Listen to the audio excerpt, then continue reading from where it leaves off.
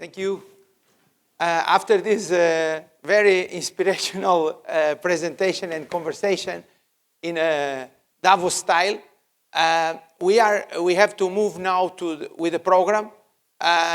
We spend a little bit more time in this presentation than expected, but I think the debate was really enjoyable for everybody.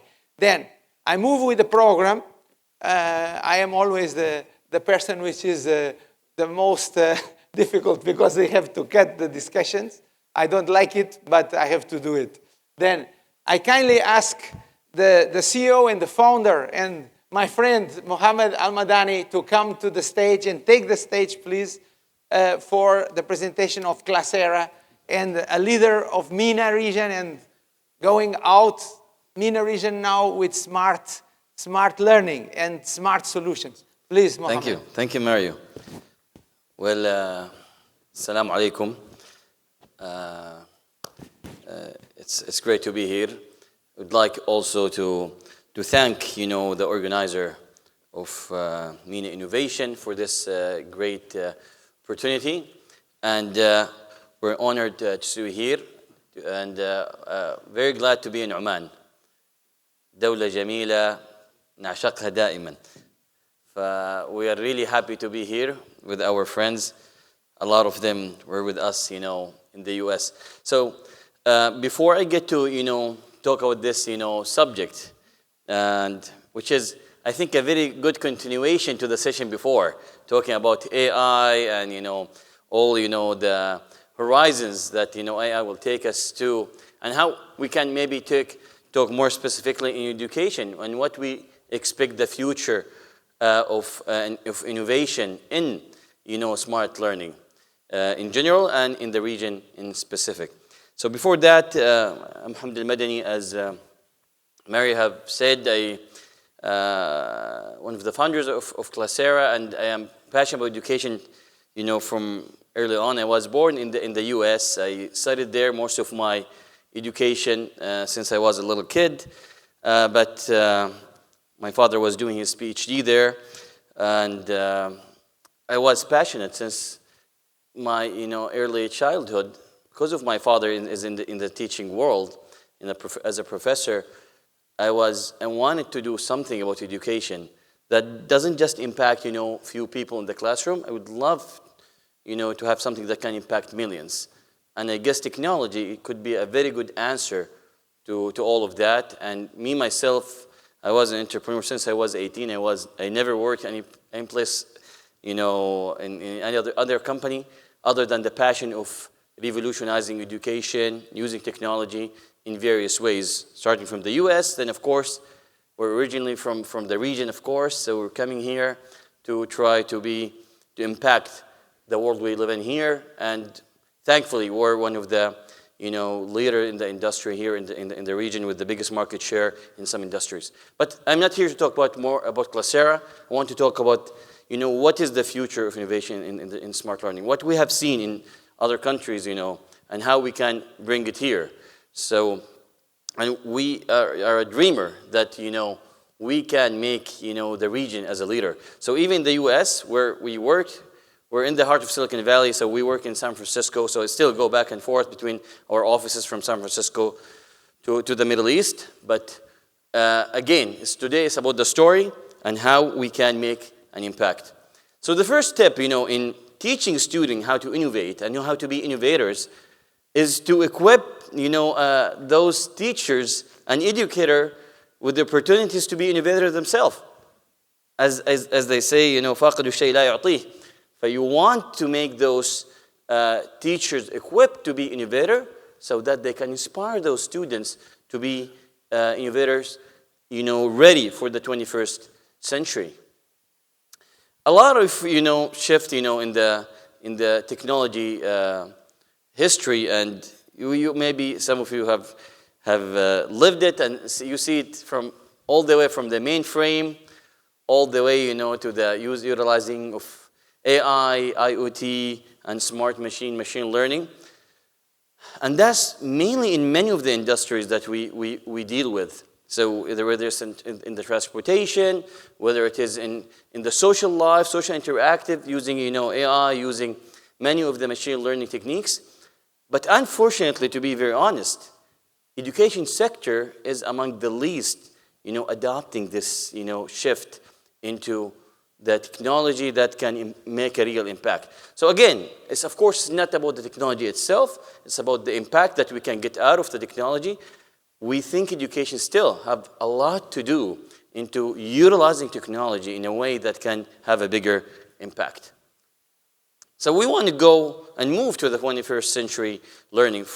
We want to go from traditional learning that was focusing in integration, schooling, knowing, traditional content, and learning the tech skills, into transformation, into lifelong learning, into understanding, achieving interactive content, and developing 21st century. And I don't want to go a lot in the theoretical part, because we want to go and see some practical examples to how we can envision the future together. But I mean, that's part of the objective. We want to customize and individualize learning for each learner. If you use technology in the right way, you can have an individualized thing for each one. We want to democratize the access so anyone can have that chance, not the one living in the big cities, not the ones who are living in the big countries, in the rich countries. You want using technology to get to everybody. You want instant access so that you can have learning the material instantly. You can share it in a very powerful way. You want to solve the problem of place and time. Again, I brought the example of place and time of the day or time of the month, and how can we solve that using technology? And you want to eliminate routines and have a new evaluation methods to the students living in this century, which is very different technique. I always try to remind ourselves how our time is very different. So if I ask any one of you about the time when we were little in the school time, if you ask anyone how many students, friends you have, how many friends do you have in the school time? And I would argue many of you would say, how many? 10? 20 people? If you're very social, maybe you have more than 20. But now you try to ask a student nowadays, how many friends you have? What do you think his answer would be? He wouldn't say those 10, 20. He's going to say, I have, 221 in Facebook. That's their friends in the today's language. In Twitter, I have, 1,080 and whatever. So that's the life, and the reality that we're living is a very different reality from where we used to live. So when we try to imagine the smart school, the dream of the future, we imagine a school that have, very smart interactive exam using, AI and machine learning in a very different way so that, we can have very interactive content, we can have virtual lessons, we can have augmented reality, virtual reality, e-question banks that is tailored to every single one in a very specific way.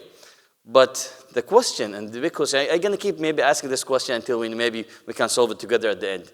Is that realistic? Or is that, fantasy? Is it just dreams? Let's find out, is that even real or not? Especially, nowadays, sometimes you might get a teacher, you want to do, if someone brings, his tablet, he would think that he's trying to follow him in Twitter or Facebook, so it's going to be a very different context, right? So, especially, is it realistic when we ask, that the question about government schools? And I know many of you here in this hall are representing, government bodies. So 80% of the education system are, done by government. So is that realistic, what we have seen? Are we taking really advantage of the current technology potential? I guess no. We're not really utilizing technology in the best way, especially in the education sector. So, going to the, how we can imagine, the future. We tried, to put three main, techniques and pillars that is, we saw in this formula. Something from all the places we work with in Silicon Valley or some of the countries we work with in developing countries, we come up with this, formula. That's how we can see the formula of the future of smart education. So we want something that is intelligent so that you can get something personalized. So of course, in the intelligence, in the heart of it is the AI. We just got, finished the AI session. So you want the AI, the machine learning, to have a real impact so that can we get a personalized learning. We want, inspiration. How can we inspire the students and teachers to do more, to give better? How to excel academically for the students using gamification and edutainment. So that's one part. The third part is the social and engaging. As I just said, the life of our students right now is all about Facebook, all about Twitter, and how can we utilize that power in the learning aspect? So the social learning is the gamification so that we can get them inspired, and the intelligence using AI, machine learning, to get some personalized results and make them excel. So let's take some examples into how we can imagine these, three things in this formula. So let's start with the AI and the intelligence. I want to start with asking some questions. Is it possible for us to inspire, those students and help them without, the interaction of the teacher? And we're going to, ask at the end. We want to ask at the end, that, is the teacher important in that role or not? Can we predict the student performance before, the test or exam? Can we have a magical formula to know exactly before it happens, before the exam even happens? Can I know where's the problem and fix it early on? Can we help the students have an ability to help the student 24/7, any time in the day, vacation time, no vacation time? Is it possible, or is that a fiction? And can we personalize those materials, contents, or help and educational material in general to every specific teacher or student needs? Is that a reality, or is it something that we can do? So, and we think, of course, using the power of AI and data mining, we can do a lot of these things that we asked and much more.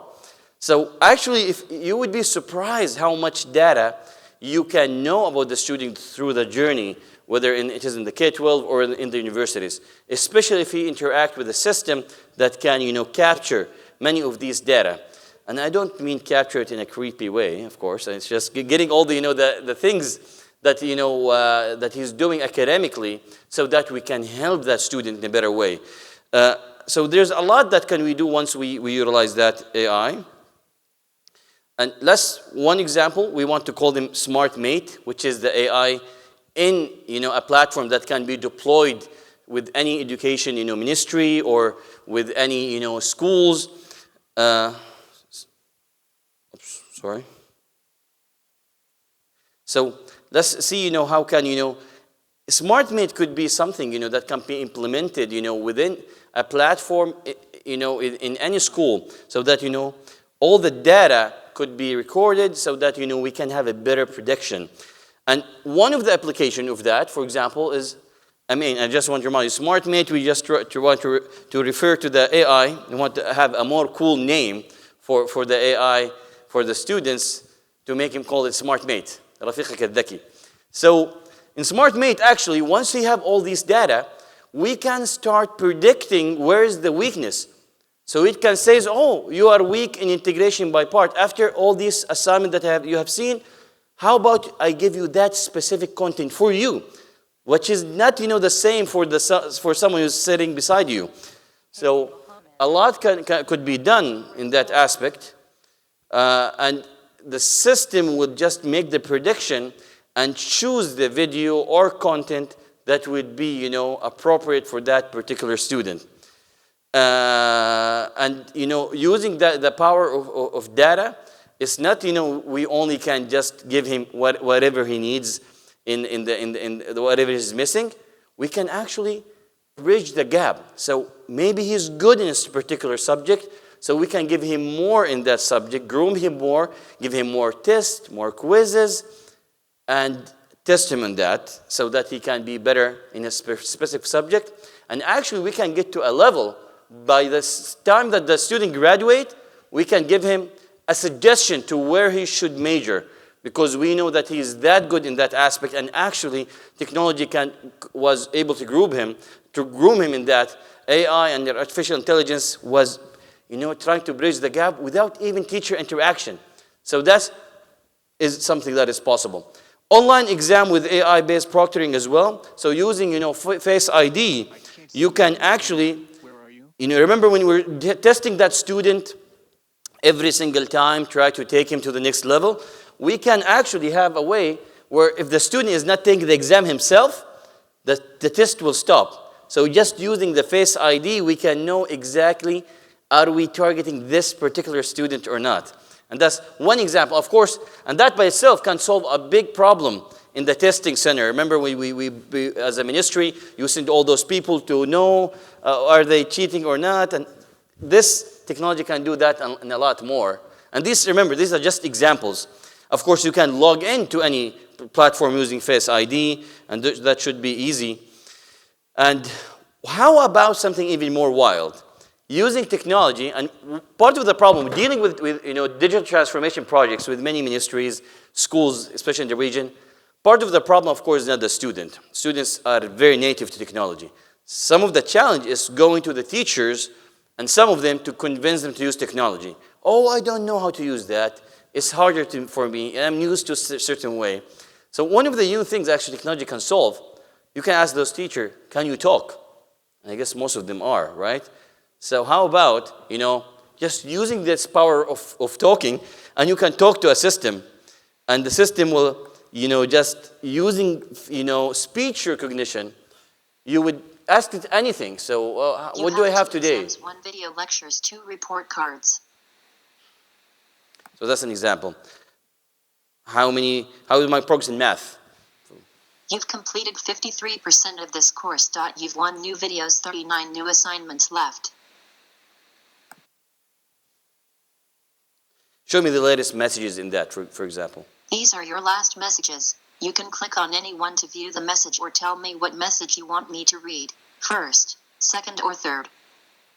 So you got the point. So you can interact about anything without even training those teachers to go and how to use that technology. What is even more wild, how about, as you saw in the first slide, how about doing an exam, preparing an exam, without even putting your fingers on the to type anything. So let's take this example. Create an exam. What is the course you want to make the exam for? Math, grade 1. Please check on the lessons you want to make the exam for and tell us when you are done. Lesson 3. How many questions do you want to make? 5 questions. What do you want the name of exam to be? The future. Do you want to publish for all sections? Yes. This would be published to all sections. Do you want to publish it now or later? Now.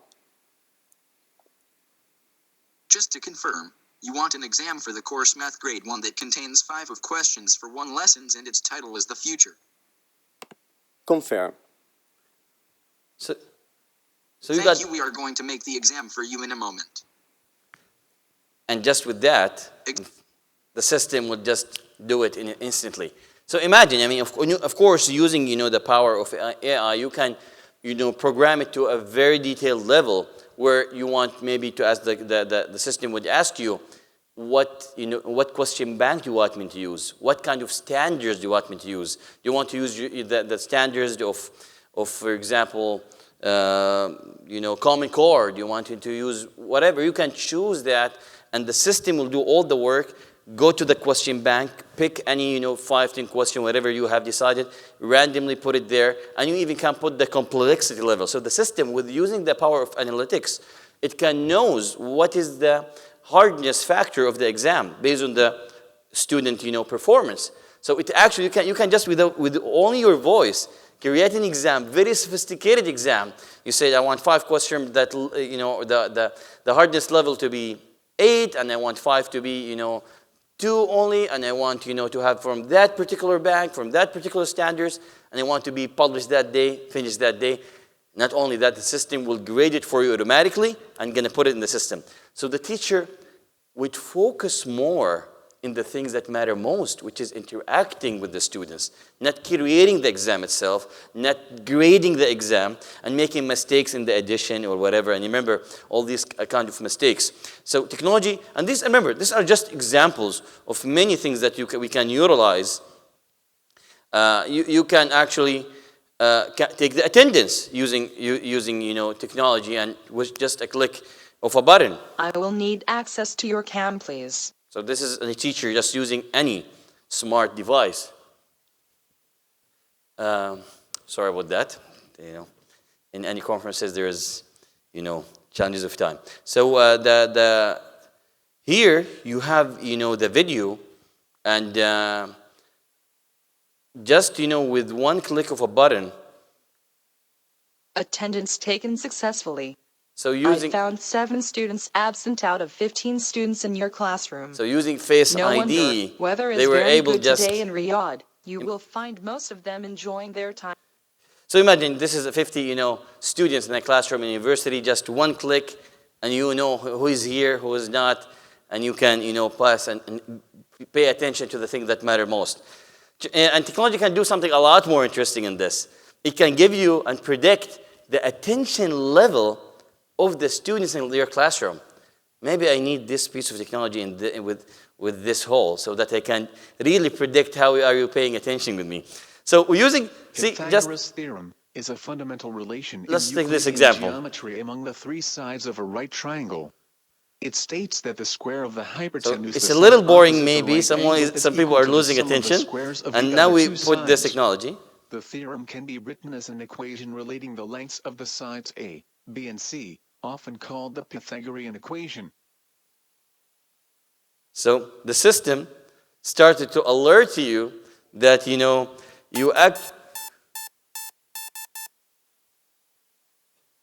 students are not paying attention. Using, the eye movement with, the camera and the head movement, are they paying attention with the teacher or somewhere else? There is a way to calculate that and give you a prediction. Of course, not a definite answer, but it gives you an indicator, let's say, about how people are paying attention to that, to the instructor. Alert. So should I You use are that, losing in this your hole or students' not? attention. Try to... So anyway, technology can do a lot of things. And one of the examples, for example, the e-payment. And maybe you have heard about, a way where, you don't need to give petty cash to your kids. And you can just go to the app and pay using Visa, MasterCard, or local payment gateway.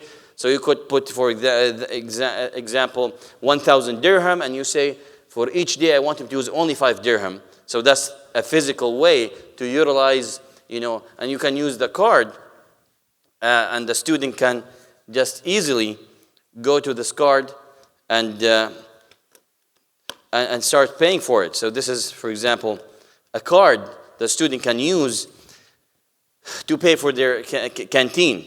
But where the AI can play a role, it actually, you can have all the record about the health record about the students and what he's allergic to, what is he supposed to eat. And the system would know and give recommendation to that kid to what he should eat and can prevent that kid. So whenever he is swiping to buy, something that he's allergic to, the system wouldn't, allow him to buy this thing. So, it can predict a lot of things. It can, make this student even healthier just by having the data, using these 2 data, the data of the canteen, the data of, the health care that we know in the student profile, and just one example of the endless possibilities that we can do.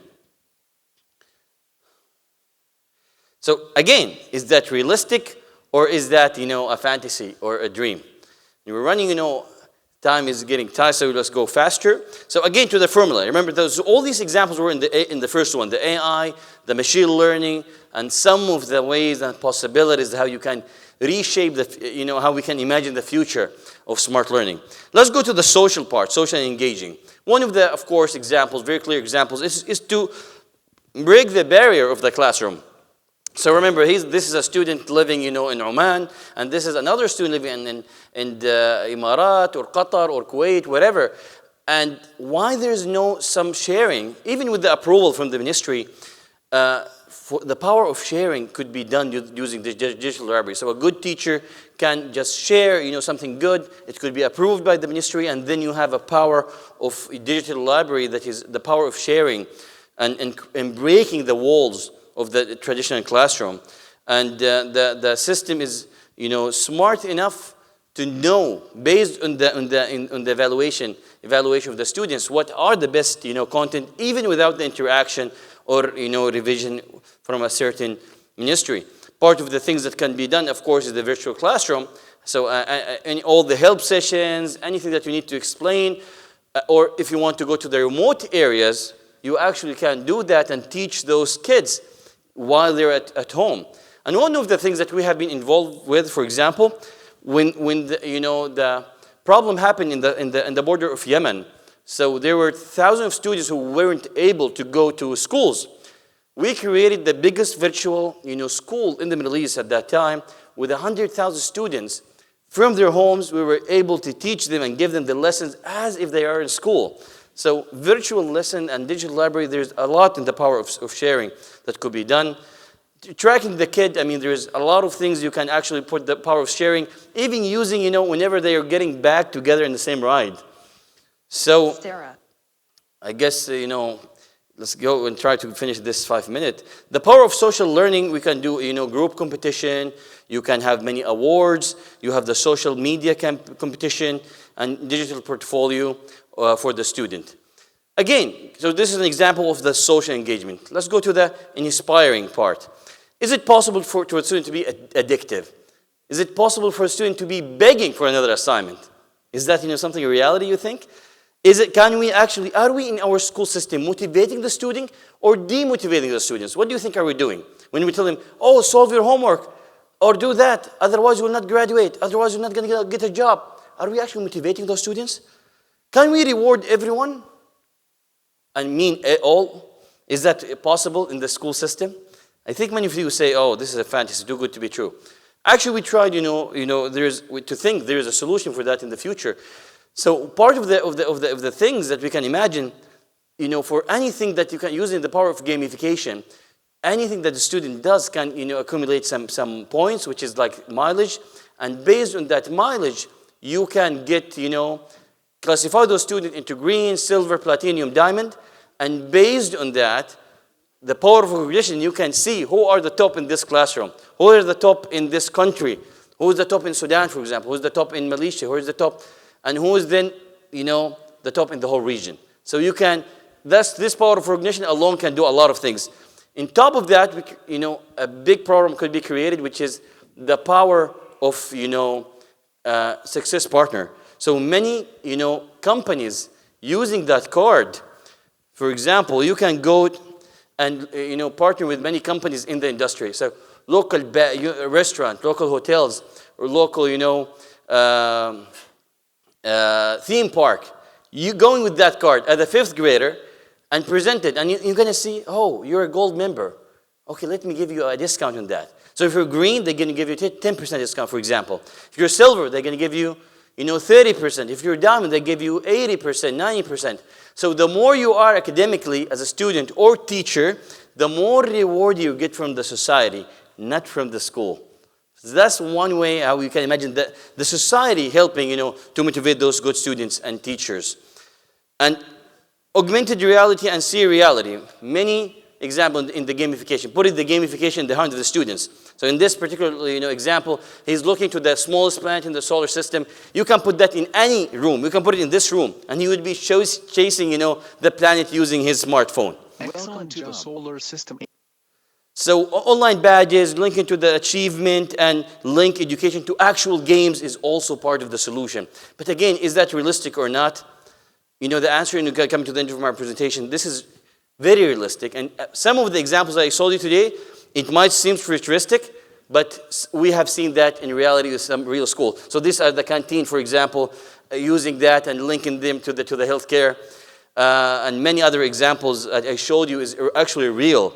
And I know you said, oh, many of the people who are representing government bodies or Ministry of Education, 80% of the school system are government anyway. So is that realistic for them? Especially with the budget problem. Many of the governments or their ministries of education have, obstacle with the budget. How can we solve that? And actually, is that sustainable for the long term? And we think yes. Using, ending this presentation with this, we call it, wonderful formula. So 4, different ways how you can actually fund this for ministries of education and big institutions, using something called the EduMall, the Success Partners, which is the partners that we talked about that is helping the students. And telcos, of course, how the power of telcos, they could be part of the digital transformation of the school, and they can get subscription for each student to help them into this equation. And the virtual academy. I'm just going to explain only these 2 among the 4.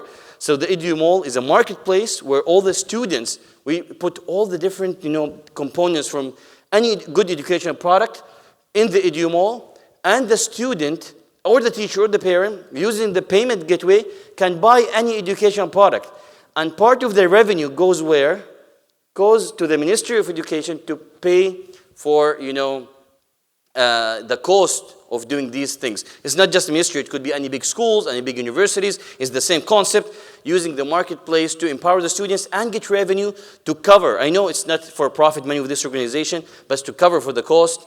The Smart Virtual Academy, we think the future of school is in the virtual world. The biggest real estate company is Airbnb. They don't own any home. The biggest, taxi company is Uber. They don't own any car. So actually the biggest school could be the virtual one, where we think, using, any big institution or ministry can put the top teachers in the virtual classroom, and, any student anywhere, in the country or in the region or in the world, basically, can benefit from that, and part of their revenue goes to cover the cost for this institution.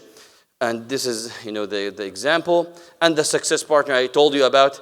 Remember, all these companies going to be there to reward the students based on his performance, green, silver, platinum, diamond. And you can get also a special thing for them. They're not advertising, it's a reward program. And, in this half a minute, this is just a quick overview about, Classera. We have done that before. We got so many international awards, like the BIT Award, GIS Award, and the Learning Award. And we are working, actually this model that we talked about is actually being applied, not of course just by Classera, by some of the partners, because it's a group work in many of the countries we work with. We're starting in the US, but we have a very big focus in the Middle East. And actually many examples we have done with, not just, we have the biggest, market share in private schools actually in the region. And using our, some of our platforms, but we have done with governments for sure, for example, the government of, Egypt or Saudi. Saudi, for example, we have been working with, as a consortium with many companies. And, thankfully, the government gave us the trust to do, most of their government schools in more than 25 cities. And that's an example of Saudi and Egypt. The talented students in places like Al-Manufiyya and some other places use us for the government school to do exactly these models. So we have done national transformation projects before. We'll skip that because of the time. And final question, would AI replace teachers? Is that a very tricky question? I think no, but we can using these technologies, we can empower the teachers, of course, where AI is then not the enemy, is actually a part of the solution. And finally, we believe that the Middle East could be a role model and a benchmark, globally. Once again, as we maybe heard in the previous lesson, that and we all know that the Middle East was the leading in the world in a certain era. We could be back using these technologies, and we could be a benchmark, using smart learning, and we can prove that actually the future is here. Thank you. Thank you. Now you have no time. Wait, the time is for questions. Oh. Okay, Mohamed, thank you. I know Mohamed for some time. He's very passionate. I test the product is great. Thank you. And thank you. But we have no time for the debate. But I think you are available during these days here, and Mohamed too, Amagrabi here during these days. Sure. People can. We're here, so for any question interactive, I would love to interact with you. how they can, work together to digitize, the whole region. Thank you. Thank you very much. Okay, now we go for the last presentation of the day and of the morning. And I call Mohamed Badran from GIZ, the development agency, cooperation agency from Germany.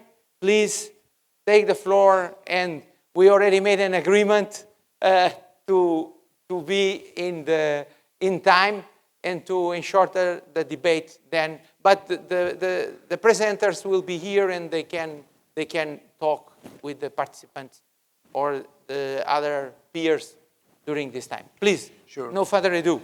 Thank you, Mario. Thank you for the introduction. And I try to bring you or support you to go to lunch in time, inshallah. So at the beginning, I would like to thank the organizers. I would like to thank the Ministry of Higher Education for the invitation, and I would like to thank you for inviting for such an interesting and important conference. And I would like to thank you also, of course, for the hospitality, the great hospitality of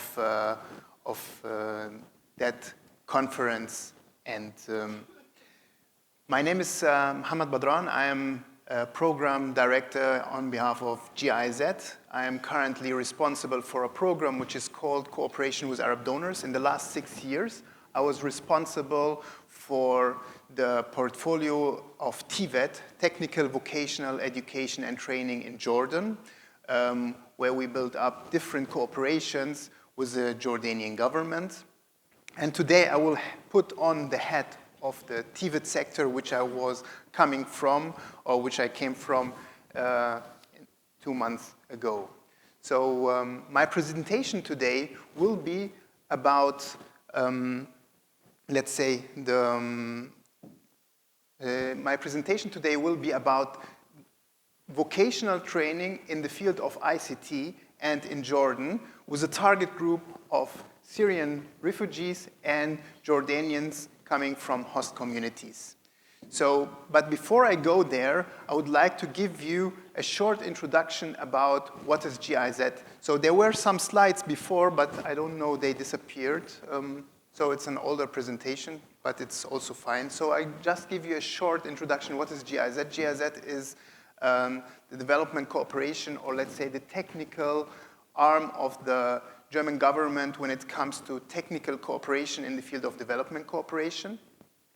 We are working in around 120 countries all over the world, and we are managing around 1,500 projects.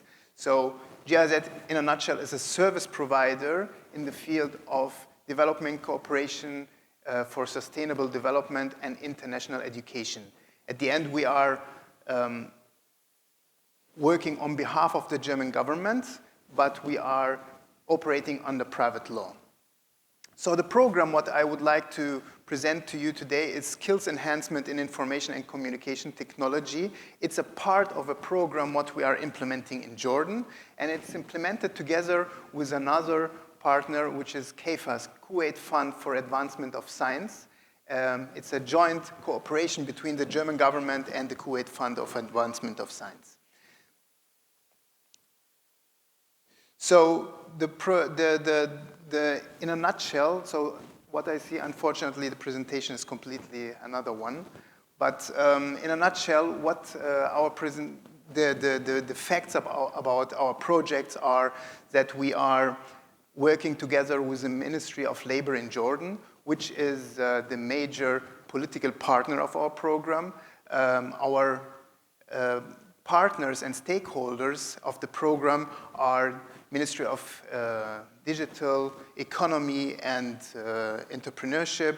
We are working very close together with companies. We are working very close together with different accreditation institutions.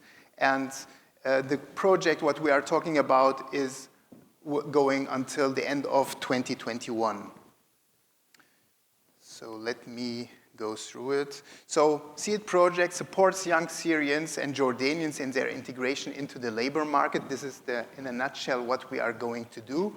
And so the beneficiaries, of course, are vulnerable Syrians, young population in Syrians and Jordanians from host communities. And the interventions, what we are doing at the end of the day, they are training in different fields of ICT, but more than that, it's more important that we are building the capacities of the training providers and the institutions we are working with. We equip them in order to be able to implement projects in the future and to implement training for the future. More important than that is that we are working very much in the field of career guidance and counseling. So the project is about not only about training and building the capacities. At the end, we are having we want to reach that the Jordanians and the Syrians get, at the end of the day, a job, and they can find income generation, and that's the major target of what we are aiming to, of course. So why did we choose ICT in Jordan? So ICT in Jordan, you can say that currently it has a share, the ICT sector has a share of 2.5% of the GDP. It has a growth rate of the employment sector around 8%. So there is a lot of things are coming up currently, and all the strategies or different strategies are mentioning the ICT sector. So it has a lot of political support and institutional support to bring up that sector into the future. Of course, ICT is a cross-cutting sector. It has, you can work in the field of ICT in hospitals, you can work in IT companies, you can work in education, everywhere you can work. And it gives a great potential for self-employment. So in a country, especially in Jordan, where self-employment, the restrictions are in many cases there, the ICT sector gives a lot of opportunities. What is our approach?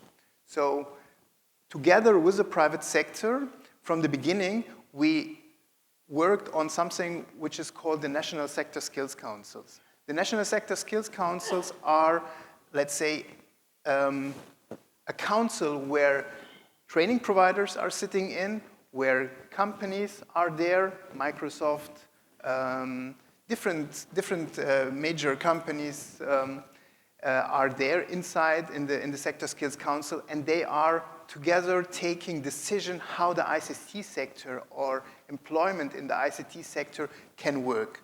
And they support us, the National Sector Skills Council support us in the selection of training providers. According to labor market needs, according to what they would like to have in terms of skills and competences, we go together with the Ministry of Labor and the National Sector Skills Council, we go together and select the suitable training providers. On that basis, we see even if there are some of the training providers, they don't have the whole capacities, we identify the gaps and we work together how to fill these gaps, what are the capacities which are needed, and how we can support these companies or the training providers in order to fill these gaps. On that basis, we start the training. With the training, we understand, we see more and more where are maybe additional gaps, and we go again to the training providers and provide them with the needed competences in order to have a training provider which is completely equipped. Okay, so we are much further. This was a presentation about GIZ, what I wanted to show you, but now I go further. So these are, again, about the challenges a little bit, what I mentioned.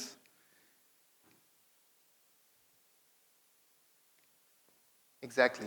So the training implementation is currently going on, and during training, we identify more and more gaps which are needed for the training providers.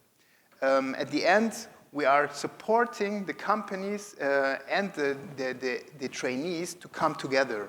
So, as I said at the beginning, we are selecting together the training providers. we are selecting together with the companies, we are selecting the students. We bring them, before they start with the training, we bring them together in order to ensure that at the end of the training, there is an employment opportunity. So this career guidance and counseling topic is very much supporting us in that. And here we are supporting the Ministry of Labor and different training providers to apply different methods of career guidance and counseling. Where we are now at the point where we identified the training providers, we identified the topics which need to be taught to the students. We identified them together with the so-called, what I mentioned before, the National Sector Skills Council. The major two topics which are currently demanded by the Jordanian labor market are content management and program development at the end. And these are the selected topics, what you find, which are identified, let's say, in details, which are identified by the institutions, by the companies themselves. Maybe it's also important to mention here that the National Sector Skills Council is not only, that shouldn't have only companies, it has also training providers, because if we only tackle the importance of, or if we only check what is the needed skills and competences on the labor market, we might miss a lot of other topics which are regarding the social or societal topics, which will be missed at the end. So we need the other public institutions to be in.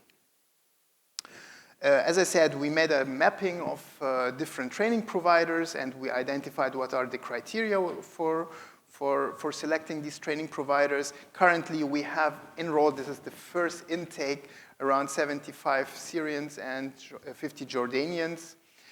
We are working on communication and a communication campaign in order to attract more students. TVET, of course, it is not a higher education program, it's at the end a TVET program. And it's always a challenge to attract enough students in the field of TVET. So it is in many cases a challenge in order to find the right students and in order to engage them. The companies need them.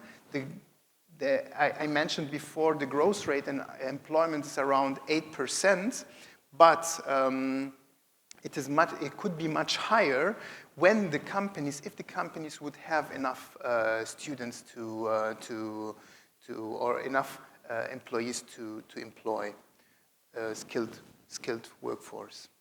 So the next steps, what we are working on is, as I said, we continue the capacity building of training institutions, we continue with career guidance, and we continue now with the implementation of training in order to reach the expected number. And we are looking forward in order to find a way of longer-term sustainability. The companies already adopted the concept, and they are already started to contract training providers by themselves for further enrollment of students. Thank you for your attention. Yeah. You did a great job. Thank you. We are 13 minutes, only 30 minutes late, and one of the reasons is for the cooperation of GIZ, which helped with the time.